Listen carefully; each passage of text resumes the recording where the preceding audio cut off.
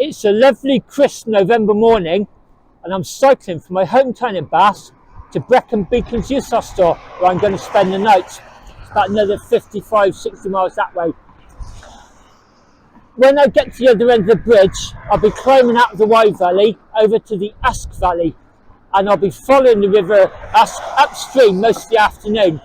Then as it becomes dusk, I'll be turning off and heading up to my destination quite high up in the beacons, and it'll be minor roads in the pitch black, so I'm really looking forward to that.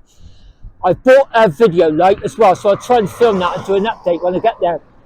And then when you get to the hostel, it's built in the shelf of a hillside, and you literally approach it down a gravel track and you can't see a thing. All you hear is the crunch of gravel on your tyres and the flowing of water, streams and waterfalls.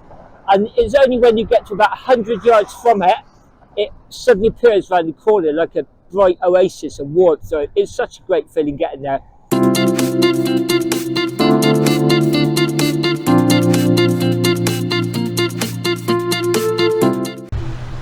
Just come through the first, probably not the last flood of the day.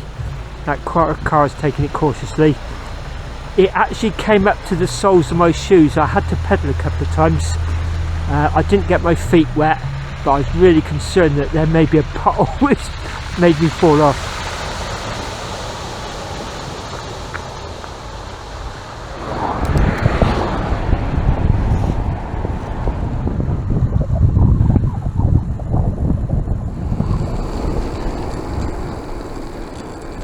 I'm now on the Chepstow to Usk Road, so it's a long drag of a climb out of the Usk Valley, very wooded as you can see, and the summit is just back that way about a couple of 100 yards, and we're now plunging down very rapidly towards the town of Usk, where we'll start running alongside the river Usk upstream for most of the rest of the afternoon. But can you see here this gap in the trees where it really opens up, and you can see the Brecon Beacons there, the Black Mountains in the distance. Although we've been in Wales about an hour or so now, a few miles, I always sort of think this is really the gateway to Wales here. I'll try and zoom in and give you an idea of just the grandeur of that scenery.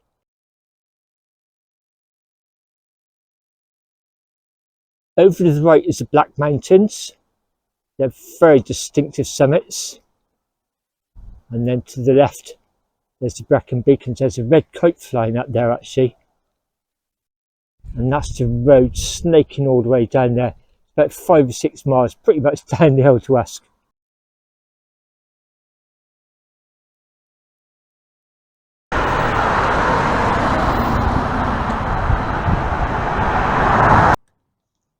I'm just leaving the town of Usk, and we're now running alongside the river Usk. It looks very high and very murky and cloudy. It's normally much lower and it's much cleaner looking, almost blue some days. We're going to be following this most of the rest of the afternoon. This B road is actually quite pleasant as you ride up to join at 90 degrees, a road running from Raglan into Abergavenny, but we can sort of cut a corner off and head into Llanfoist on some much nicer roads. It's shorter and it's nicer. Then when we get to Gavillan, we'll drop down right alongside the river Usk up towards Talibont. Then at Talibont on Usk, I'll get some supplies there. I just want some bread rolls maybe, and some chocolate possibly, and a couple of beers. I've got everything else I need for a meal tonight. Look at the hills that I'm approaching. The tops, in places anyway, look very brown, brackeny. A bit more in shade and more green along there. That's pretty much where we're heading anyway, folks. Coming up to our first crossing of the Usk. This is the chain bridge. And here we are.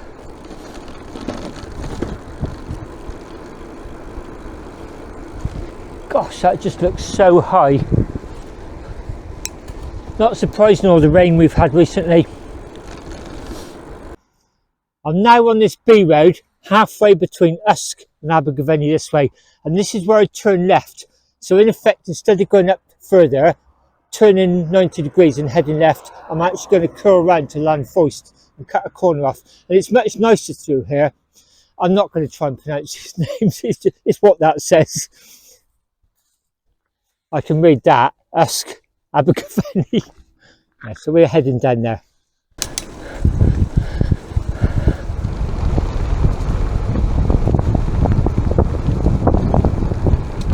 This is lovely as we head up towards Llanfoist, cutting out the busyness of the outskirts of Abergavenny altogether. I just want to put on record as I head towards Llanfoist, St Bartholomew's Church, that's definitely a come back to location, that's not for today. It's now early afternoon and I'm in the Usk Valley. To give you an idea of my route, I came from Usk on a B road up towards Abergavenny, and about halfway up there I turned left onto this road. If you can imagine an upside down right angle, like a shaft bracket, I'm basically cutting the corner off. I'm avoiding Abergavenny altogether. It's so scenic along here. This is the River Usk, very high at the moment, flowing very fast. Just put on record, actually, I've passed a few churches already. There's one there, just beyond that steel building there, St Bartholomew's, and there's one further down, still on the B road, called St David's. Definitely bookmarked them to come back and visit. Not today, I don't have the time.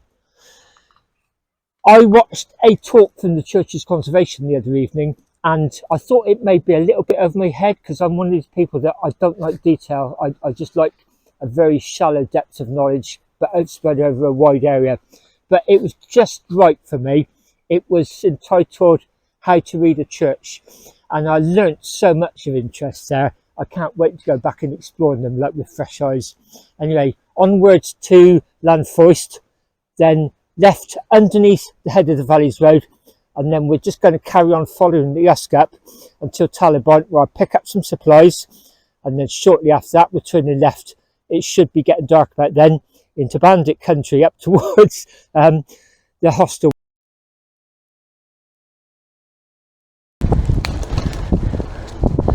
Look at that for a view. Approaching the main road. Abergavenny's not far that way actually. We've avoided the built up area altogether. I've just had my lunch back there at Gilwern, I think that's how you pronounce it. I'm just dropping down into what becomes the very wide open Usk Valley. You'll see what I mean at the bottom of this hill. But I'm just passing a road up to one of the 3 youth hostels. There are 3 still remaining in the Brecon Beacons. Can't remember what that's called. I've stayed up there a couple of times. It's fantastic. It's at the top of a really big hill. If you dropped in the other side, you're almost in Merthyr Tydfil. There's another one along here, just past Talibont. You turn left, go over the dam, and it's right at the head of another dam actually. When you open the curtains in the morning, you see a big wall there, and you suddenly realise that's a dam wall. But like a lot of organisations, the lockdown and the pandemic must have hit it really hard. And in a nutshell, it's very hard to get single male beds in dormitories these days. They tend to want to block book the hostel for £1,000 a night, and that's just beyond, single people's reach, isn't it? So if I'm being frank, my preference actually would have been to the one at Talibont by the dam, or this one. The one I'm going to is still fine, but it would have been my third choice. I totally get why they would prefer to block book youth hostels, fill it up, rather than risk, just people like me turning up midweek, dribs and drabs. But I get the business model. At the end of the day, it is still a charity, and its original founding principle was to encourage people, especially of limited means, to explore and develop a love and appreciation of the countryside. I just think they've sort of like lost the way a little bit, but not complaining. I'm still looking forward to getting to the hostel.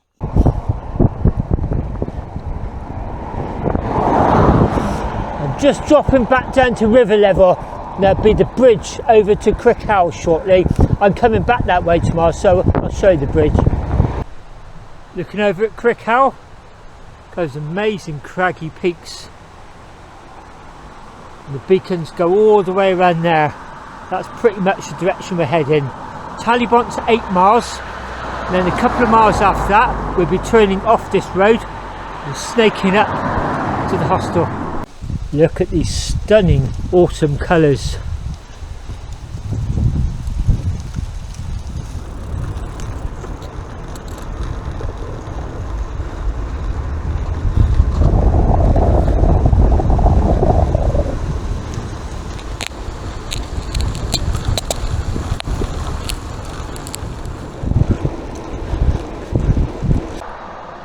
It's looking over towards the River Usk. It's just hidden beyond that tree line. This big farm estate. It's actually a camping and caravanning club site down there. I did actually cut through this estate once when they had this road shut and they were doing engineering works, and I had to sort of make my way through that estate and somehow try and scramble up onto the A40 the other side. We're now just crossing over the Monmouth to Brecon Canal. This is a really nice ride actually if you've got plenty of time. It's quite slow going. Then just over there, beyond that tree line, would be the Usk. Look at that amazing hill line up there.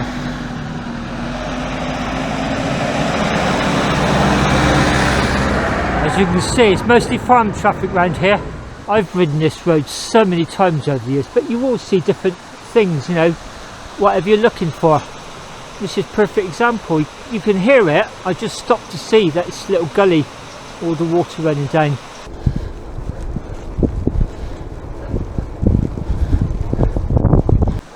Right in the heart of the glorious Brecon Beacons now, and look at these wonderful autumn colours. And that hill line in the very far distance, I can just see a couple of cars going over that. That's the road out of this valley across to Merthyr Tydfil, down in the valleys. It goes up, I think it's signposted Beaufort. You can just see cars being caught by the sun. And you can hear running water everywhere underneath me, sheep everywhere. And this is the way we're heading. Got about 4 miles to Talibant, so I can afford to kill a bit of time. Oh look, stream coming off the hills up there, irrigating all this farmland.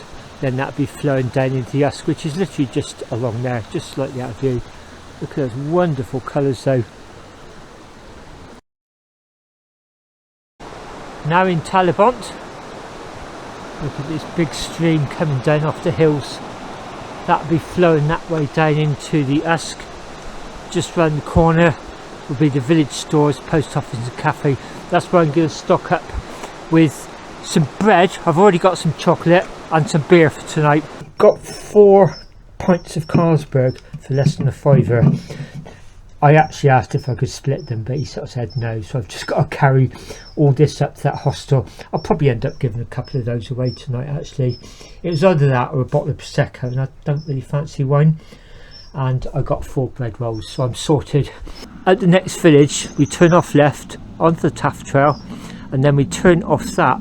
We start heading towards that road that runs from Brecon up over the Story Arms, past the car park where people park to go up, walk up Penny Fan, and then it drops down into Merthyr Tydfil. So we snake up on those dark roads where I'm going to try and film, and we join that road about a mile or so before the summit, and then we're on it about half a mile, and then we turn off left down this gravel track. So not far to go. 4:05, so it's going to be getting dark in about half an hour, I suppose, 40 minutes on a day like this, so that's quite good.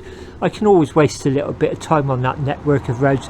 I really want to finish in the dark, you know, just to save that wonderful thing of arriving at a remote hostel in the pitch black, just turning around the corner and seeing that wonderful warmth and the light and the hospitality. Anyway, I need to get all that in these somehow. I'm on my Caribou 26-inch wheel hybrid bike. You'll have seen it many times before. I've got some Caradry front panniers. I've just adapted them to put them on the back because the rear panniers are a little bit too big just for an overnight, so normally they would go on a rack that would be on the front forks, but I've just bought them today on the rear rack, so I have got to squeeze everything in quite tightly. Soon after leaving Talibant, I come to the village of Penseli. That's how it's spelled. I really don't know if that's correct pronunciation, so apologies if I've got that wrong. And this is where I climb out of the Usk Valley up towards the youth hostel. It's about 10 miles now on fairly minor roads, gradually climbing up, and as you can see it's just getting dusk, so I've put on my high-vis jacket, my head torch, I've got Scotch Light ankle straps, and I'm just about to start the part of the ride that I've been really looking forward to, the dusk ascent up to the youth hostel. This is the road I'm now on. You can see I'm just about to leave the course of the canal, which is heading that way to Brecon. So kind of key here by the look of it, and I'm heading up that way. Seen an ancient church signposted. I know there's two up here as well. I did have my eye on them in case I sort of got here too early before dark and I wanted to sort of kill a little bit of time. But again, bookmark those for another occasion, maybe a camping trip. Gosh, look at all the orange contrails up there. Sun setting. All heading out over the Atlantic by the look of it. Onwards. This is wonderful up here. Look at all the hills. You can just hear the wind blowing in the trees. A couple of dogs nearby. And then the other dominating sound is just every now and again you'll hear running water. You might look down and see it running underneath the road. Sometimes you won't see it. Yeah, this is wonderful. It's gone 5 PM. The hostel opened at 5. I don't want to get there bang on opening time. I'm about 7 or 8 miles from it. So I've left the Usk Valley. You can see that line of hills in the distance. Just below that would be the main road going into Brecon. And this is what we're heading for up there. I've got the light on at the moment, so it's darker than it actually appears. Look at that skyline there, penny fan. That's pretty much what we're heading for up there. Anybody who's ever walked up Penny Fan will have probably parked at the car park at the top. It's on the summit of the Brecon to Merthyr Road, past what used to be Story Arms, is now an outdoor activity centre. And that's what we're doing. We're heading up to that road that goes up there. We join it for about a mile, and then just before the summit we drop down to the hostel. There's a couple of cyclists in front. I'm guessing they're probably heading to the hostel as well, so I'm sort of holding back. I just want this moment to myself, to be honest. Okay, got about 5 miles to go to the hostel. I'm doing this long gradual climb up to the main road, then onto the hostel. I've got quite a powerful head torch on, and I've set it on the sensor, so all I've got to do is flick my hand in front of it and it'll light up the lane. But I've actually got it on the red beacons at the moment, just so as not to dazzle the camera. So I've got to be a little bit careful while I'm riding. But this is wonderful. The overpowering noise is the wind, then rustling in the trees, but just flowing water everywhere. I've already been to a couple of floods. I just went down a very, very muddy lane, which had been recently hedge clipped. So I did my usual. Stuck my feet down by the tyres, tried to use the shoes to sort of dislodge any bits that might have got embedded in. But yeah, I'm just really savouring the moment actually. I want to get there, but not too soon, if that makes sense. Since I last spoke to you, it's been a lot easier. I suddenly changed direction, the wind's behind me.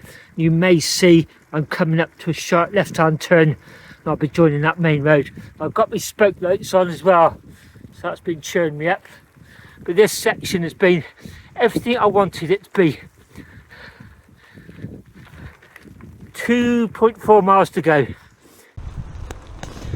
I've just had a phone call from the youth hostel, just asking me, well, I couldn't make out what he's saying. He said something about people cancelling, or maybe they're wanting my bed possibly if they're getting busy, I don't know. But I just told him that about 2 miles away, should be within about half an hour. He said thanks. So I took the opportunity to phone my wife up as well, just let her know I'm almost there, because I don't think there's a phone signal down at the hostel, so I did tell her that as well. So just coming up to the main road, I can hear it actually, and then it'll be a bit of a grind up and then turn off down the gravel track. I'll try and film that. There we go, there's a lorry going by. Cart. This road's not too bad, the surface is good. It's only a very gradual climb, goes on a long way, but I'm rapidly homing in on my destination. 1.6 miles to go. Here we are then, that's the main road. You'll see a car about to go by. I'm just turning down this lane here. Pitch black, I'll try and film it going down with care. Brecon Beacons Youth Hostel. The last few yards to the hostel, then this gravel track, here we go. and it suddenly comes into view. Gosh, hear the running water under there. And this is it. Big whitewash building. That's my Garmin just telling me I've arrived at my destination as though I didn't know. And here it is. Brecon Beacons Youth Hostel. 78.71 miles on the clock. I'm just going to go and check in, and then before I go up to my room, they'll give me the key for the bike shed. I'll lock my bike up, take all the panniers and everything off it, come back, go to my room, make my bed, have a shower, go down and cook my tea and open the first of my beers. So this is my room at the end of the corridor, room 1, oak. Got a key for it. Looks like one other person's staying. You can see there's beds for 2, 4, 6. So one other person so far. Gosh, it's really good to get here actually. It's always a bit of a palaver signing in, you know. I wanted to order breakfast, find out where the room is, get the key, get all the codes, Wi-Fi codes, then ask for the bike shed key. And it turns out these days it's a code. And I went along there and it's a silver code. Can you imagine what that was like? Trying to get that all lined up with a really bright LED torch shining on. I got there eventually, but it was a bit of a faff. But anyway, I'm here now. So the first things first, make my bed up. I'm going to go for that one while away from the door. Get unpacked a little bit, get some clothes ready, go and have a shower, then head along to the members' kitchen, cook myself a meal, open 1 or 2 of the beers.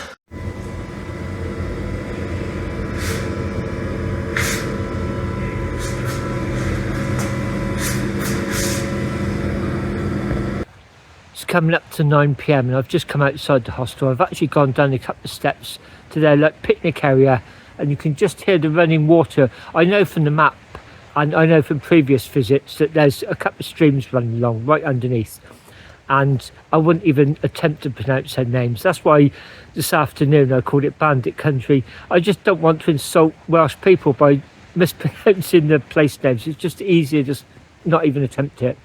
But the hostel's fantastic. There's a brother and sister staying there. It looks like a mother and daughter as well. And that's about it. The 2 cyclists I saw, I just assumed they were heading for the hostel, but I don't think so because there's no bikes in the bike shed apart from mine. But it's lovely here actually. So right behind me, you won't see it, but would be Penny Fan. And this ledge just drops down very, very steeply to the river that I can hear. Well, I think there's 2 rivers running along here. So yeah, it's a fantastic night's hosteling. I'm just looking up at all the lights up there. Possibly there's more people staying here, I don't know. But yeah, it's a fantastic evening youth hosteling. Really, really loving this. This is looking along front of the hostel. That's the way I came in. There's a door there. And that's where I've just been down on the picnic area. And you won't see it, I can't see it. But I can just about sort of see a hill line along there. And that would be Penny Fan going up there.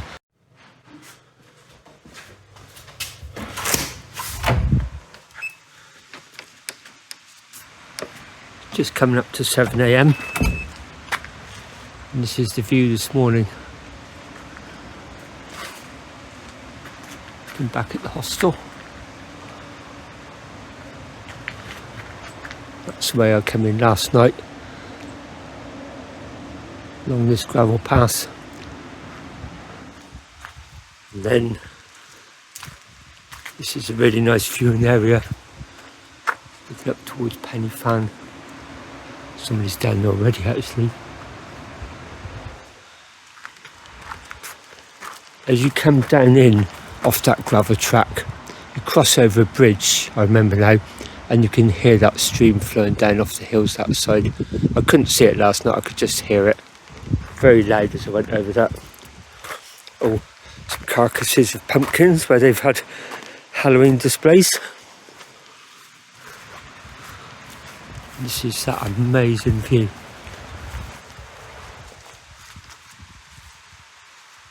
Drops down very steeply, sheep down there. Just hear the roar of the main road up there. That's looking back at the hostel. Now that lady's finished, I can come down to the bottom of the grounds. See, there's a big fire pit there actually. Picnic tables. Again, the outside area here is so nice. Massive big septic tank there. Starting to hear the traffic on the main road up there. It's all downhill. I might pop down into Brecon actually and then just fast track it back to about Abergavenny. And I actually quite fancy looking around one of those churches I saw yesterday. So if I can accumulate some kilometres, I'm going to try and look around St David's. That was on the Usk to Abergavenny road before I sort of cut that corner off. So that's the plan for this morning. I'll try and make progress and then not film too much until I get there. Anyway, it must be coming up to 7:30. I'm getting quite peckish. So if I head through this little gap, looks like a footpath. And lo and behold, crossing over another stream. Just hear the running of water. And this is the pods field, camping pods. That must be quite nice if you've got a small family up there, out the way a little bit. Oh, there's more pods there around the back. Didn't realise there were quite as many. I've always got here in the dark actually, never really wandered around that much. But it gives you an idea of its just stunning location. Oh, I just love that sound of running water. Old traditional sign. This youth hostel is one of many, both in this country and abroad, where young people, regardless of race or creed, may spend the night. The buildings are diverse in character, but they have a common purpose: to help all, especially young people of limited means, to a greater knowledge, love and care of the countryside.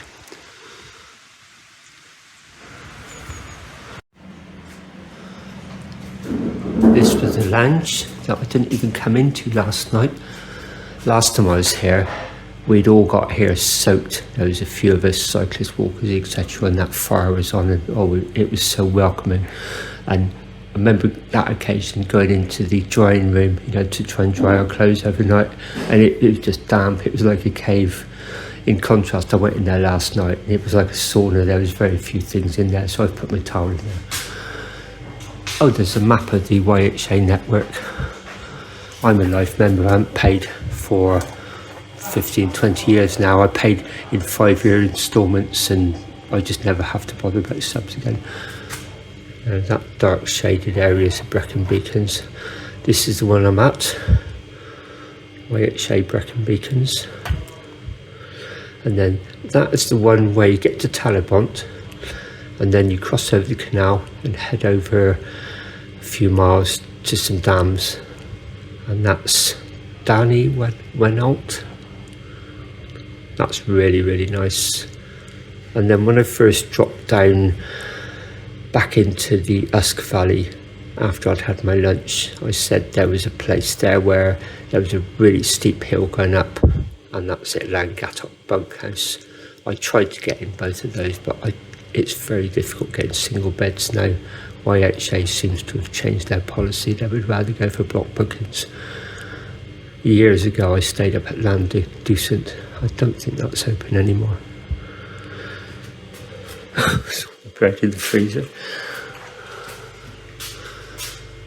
And that's looking out the windows. Gosh, look at that amazing wooden chessboard in pieces. Wow. So you get an idea of its general location. So you come in this way, straight to reception. The dorms and everything are down there, and then the members' kitchen and eating areas through here.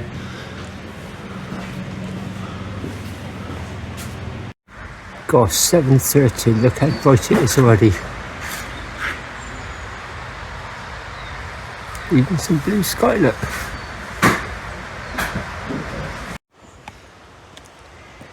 just had a lovely cooked breakfast, feel very full up. I've just got my coffee outside.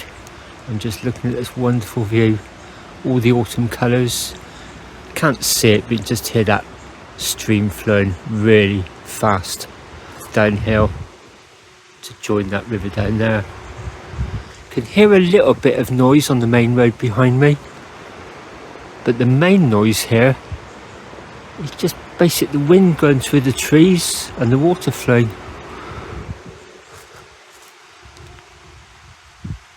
There's quite a few people staying here last night. There's one person in my room. He was already in bed when I went to bed last night, about 9:30. He was still in bed when I got up. There's a couple of older ladies. They're cycling. They're just cycling the Taff Trail, spending the week here, and just, you know, not trying to do it all in one go. Just, oh wow, look at those. A couple of ladies, yeah, cycling the Taff Trail, just doing little bits and pieces they haven't done before, you know, making circular trips to do a small bit of the Taff Trail, and, you know, out and back. Obviously makes it a nice long day, but a bit like me, just don't want to rush it, just really enjoy it. A few young people there, a couple of girls, single girl by herself. Those birds again. Brother and sister I was talking to in the kitchen last night as I was cooking. Older guy, so yeah, nice mix of people.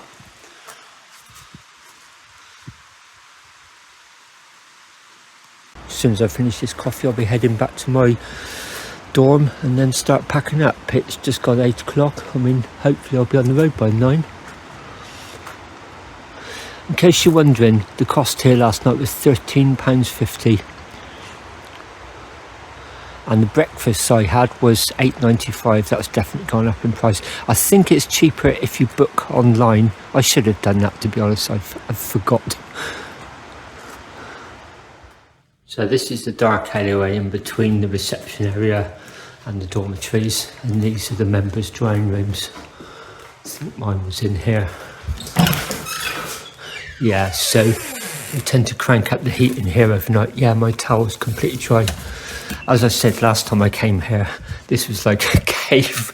Just opened the door and there's just all this steam came out of everybody's wet clothing, including mine, and none of it was dry overnight.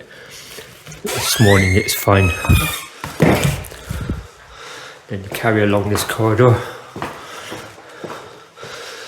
and these are the dormitories for this section of the hostel. There's annexes all over the place. There's an upstairs as well. So this is my room. I've been designated number 1, Oak.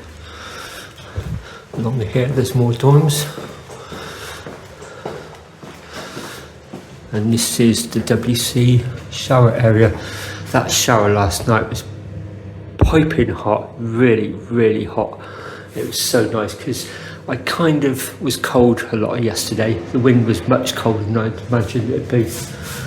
So that shower was really nice, and also the whole hostel was really warm, including the dorm. Back in my dorm, so you can see I've hung some stuff up. There's all my stuff charging. Shoes, panniers there. That's yesterday's clothes I got fresh for today. There's my bunk. Always have a little utility section there for the night. My drink, my glasses, my head torch. I did have to get up a few times in the night. Reading glasses, my phone there as well, so I can check the time. So I've gathered up all my spare food from the kitchen. Towel there, so I haven't forgotten anything. So yeah, it's about time to start packing and heading off. Said there's only one other person here last night. If you followed my Thankful Villages cycle tour back in June, you'll know that my power pack packed up, and in the end I had to just discard it. And so when I came home, I bought this one. It's a 20,000 milliamp hours Belkin, and there you can see I used it all of yesterday, and there's still 3 lights left. It's got 2 USB-A charging ports and a USB-C, but you charge it via the USB-C. So all 3 of those are out ports, and the middle one is an out and an in. That is fairly chunky. I would take that on rides like this and anything longer than a day really. I've also got the smaller version of that, 10,000 milliamp hours.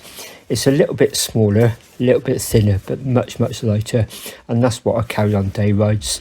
And again, it charges everything and it's never depleted, so it charges all my phone, my lights, my head torch, everything. It'll charge, you know, my Garmin's all the time.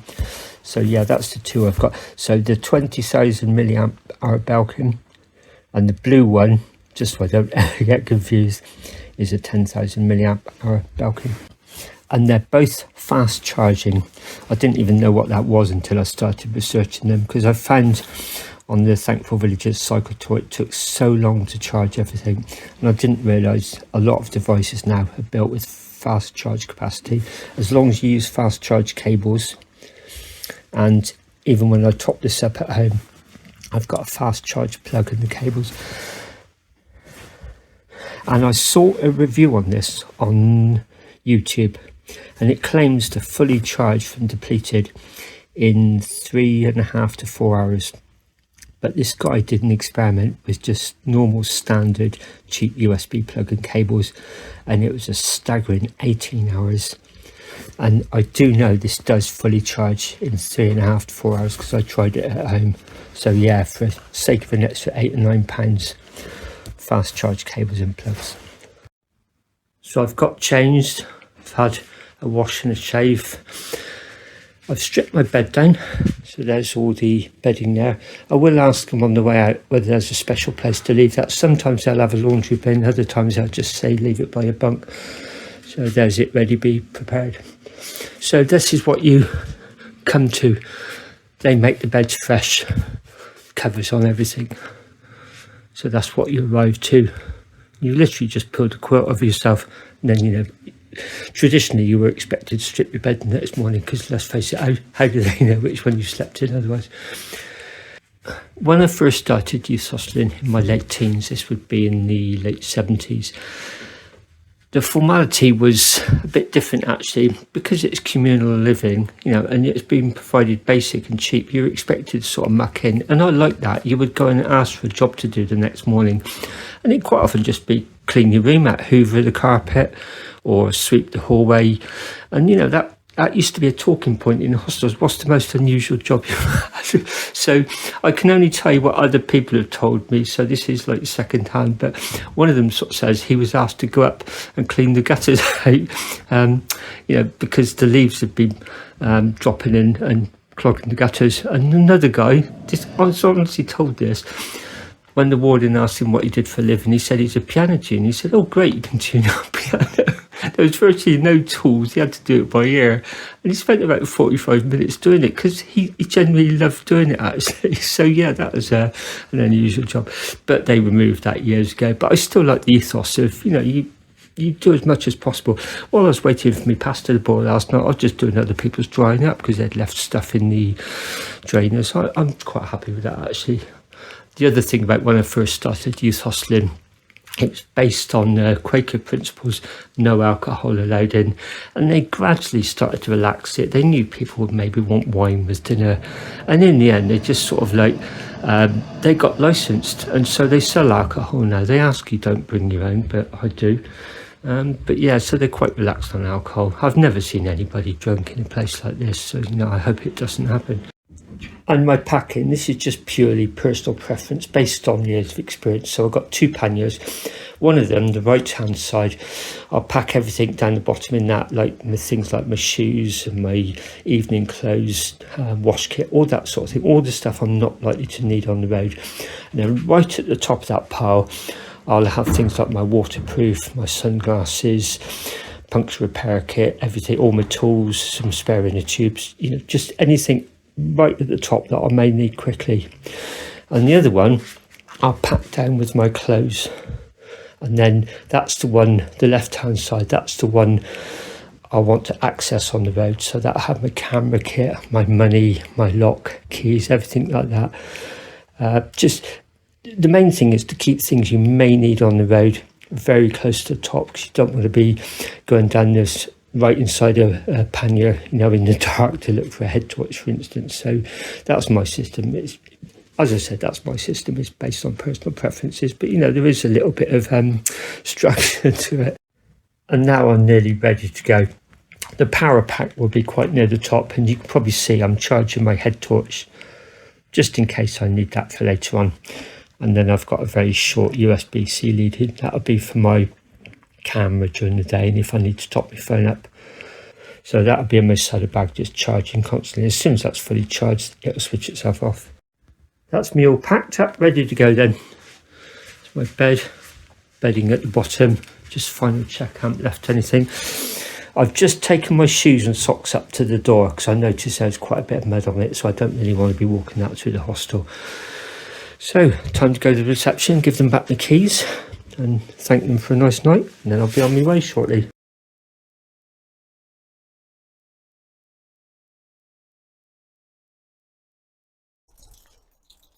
For security reasons, I'm not going to reveal where the bike shed is, but I will just show you the problems I had last night.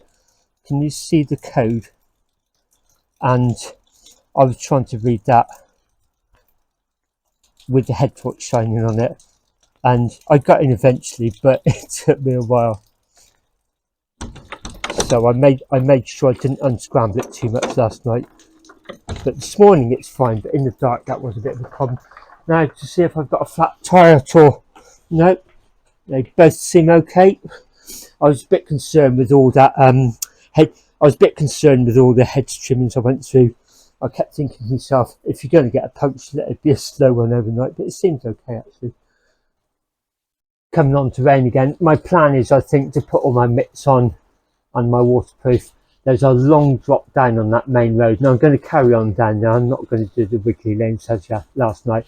I'm going to drop down that and pass through Brecon and then get on the minor road that runs alongside the River Usk, the one I took yesterday. And then when I get to Crickhowl, I'm going to cross the river and get on the A40, and that'll take me very quickly into Abergavenny. Just show the view. That's the track I came down. Good view down into the valley there. I couldn't see any of that last night. All I could see was the track because I had my bike light on full beam and my head torch on full beam. I was really concentrating so I know how rutted and potholey it is. More rain coming on, but there is blue sky. I can sort of hear the traffic up there as we approach the main road. Here we are back at the main road. Bus stop right opposite. That's a car coming up from Brecon. There's the brand new Hostel sign. That lit up. That was such a mood lifter when I saw that. And then the summit up at Story Arms is probably about another mile or so.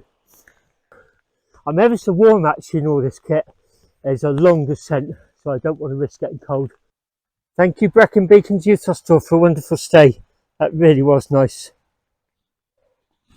See, the road's not that busy this time of the morning. The drop down off the mountain road was very fast, partly because it's downhill, partly because it's a smooth, good road surface, but also I've got the wind behind me. Now just walking through Brecon, where this part of the high street is partitioned off to traffic at the moment, like a winter street fair. Look how nice that must be after dark. All the fast food places as well.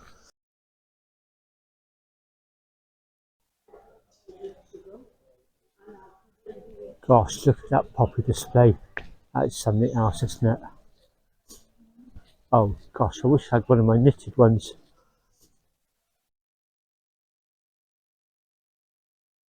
They are all knitted poppies. I'll have to show my wife this and say, can you do me one? She's just done me about another 20 for the next summer's holiday. And that clock's wrong, it's about 10 AM now. It's quite a late start after that breakfast. But I'm making good progress, and I think the wind's going to be behind me most of the day. I'm now back down in Usk Valley, and that's looking up to where I've just come from. Absolutely covered in cloud and mist. See if I can zoom in. I'm guessing it's probably still raining up there. There's this wonderful sign here that Abergavenny, 8.5 miles.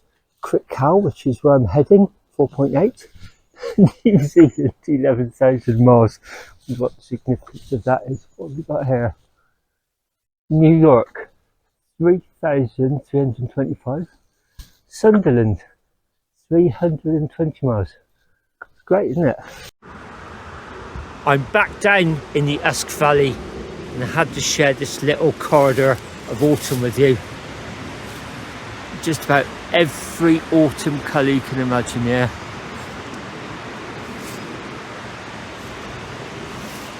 And I'm heading that way.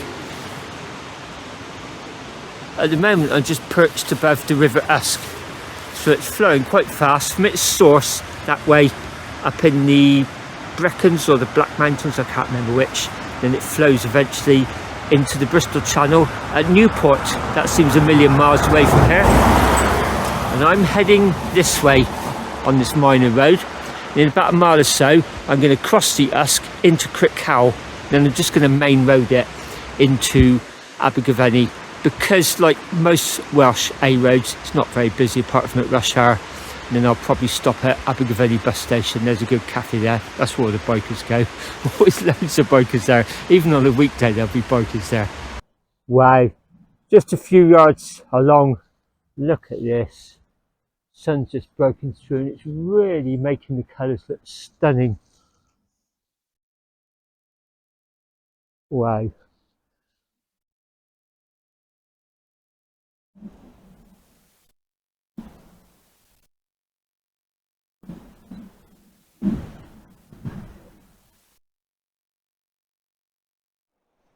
I've just come down that way.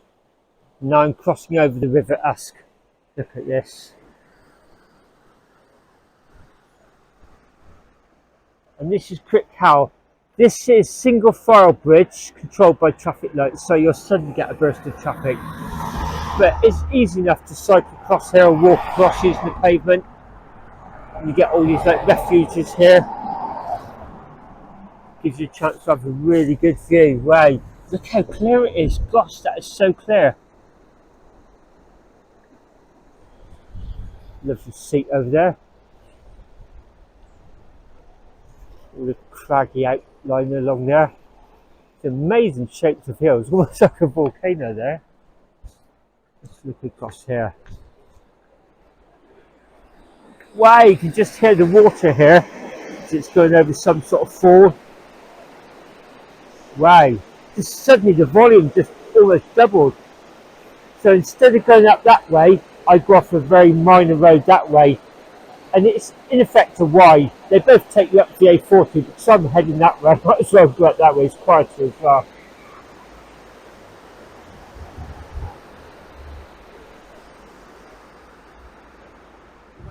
What a contrast to leaving the hostel in that rain and that mist.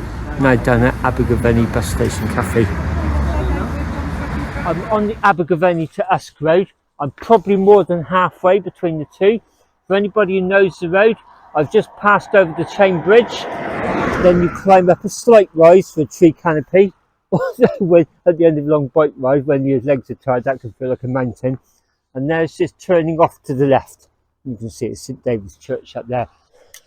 That was a bit of a pull up there. Quite steep and slippery.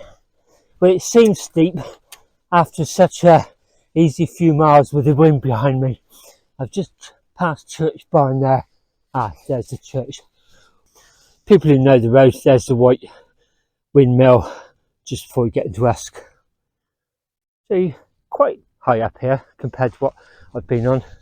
And here's the church. Let's go and have a look. Here we are.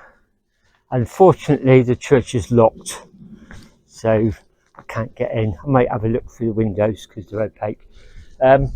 I don't want to suddenly sound like an expert on churches because I'm not, but I did certainly learn a lot from listening to that talk. And I think most people know this with the basics I did. The churches used to offer sanctuary in olden days, so if you were fleeing you could claim sanctuary even once you're in the church grounds. But what I didn't realise, because churches were had their own legal domain, I suppose, in effect, that church porches were quite often used for doing legal business. I thought it was just a shelter for people coming out from church in case the weather was raining, and that's why you get seats on either side. So quite often people would be doing business there. And again, I sort of knew this. Churches are set longitudinally, I think that's how you pronounce it, west to east. But what I didn't realise is churchyards are normally, the gravestones are facing east. So the deceased feet would be facing east. Facing east towards sunrise symbolises rebirth and renewal, and the practice is probably pre-Christian. It possibly dates from paganism. And the favoured burial sites in churchyards are on the south side, facing east towards sunrise. Because we can't get in today, I can't show you, I won't explain it in this video, but if you've seen some of my recent videos, you've probably seen me say, oh gosh, these box pews are like almost up to my neck, they can't possibly see over those, why would they be so high? Well, that was explained in this talk. You know, it was so obvious once you know, but I hadn't figured it out until I listened to that talk. So next time I go to a church with box pews in, I'll try and explain it to the best of my ability. That would be a smaller door, that would be into the chancel, that would be for the clergy, not for the public. Yeah, it'd be the stained glass windows, look, at the chancel. Oh, what a shame we can't get in here. I can sort of understand why it's so remote, isn't it? Let's be very careful, don't walk on any graves here.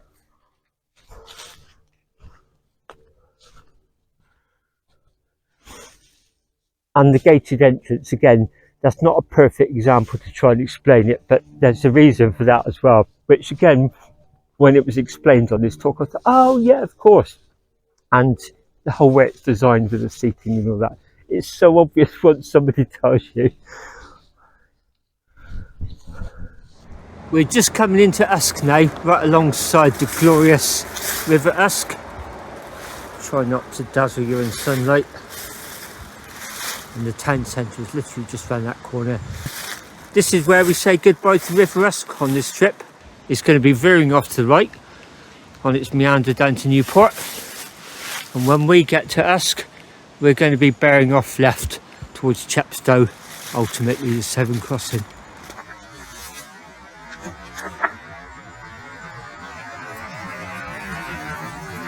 I'm now quite high up on the B4235 from Usk.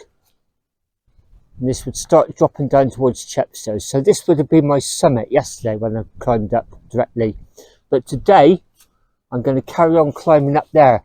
Another couple of 100 feet in elevation. The reason being is when you drop down, you get pretty spectacular views of the new Severn Bridge, the Prince of Wales Bridge. This is the road I'm on. And the road I've just left is already descending quite rapidly. So we carry on where that car is going, probably round about that tree line is about the summit, and then it really opens up the spectacular views down the other side. The sun's getting quite low, as you can see. Be good to get back down to low ground, so I think it's going to be cold tonight.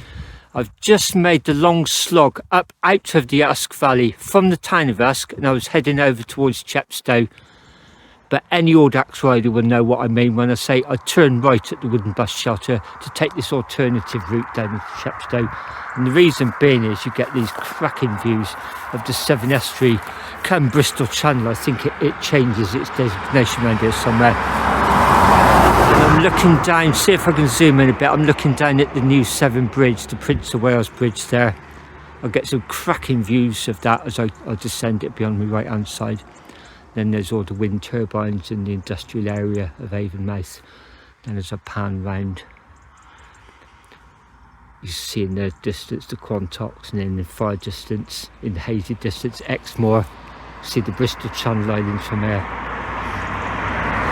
Gosh, I can actually see individual cars just catching the low sun, just emerging at the end of the Severn Bridge. That'd be the Newport levels down there. Anyway, cracking descent coming up, over the Severn Bridge. Should be home for about 6:30 in the dark. Everything's all charged up. Now back on the old Severn Bridge, the A48 bridge. In fact, say Severn is wide as well. It's two bridges in one. Can you see the defined structure here of the cables being steel, single poles? And this is where the River Wye flows into the River Severn. And the Severn Bridge is where that double tower starts. Then that goes over the Severn Estuary. But you may see there's a bit of a slope over it. It's quite curved actually.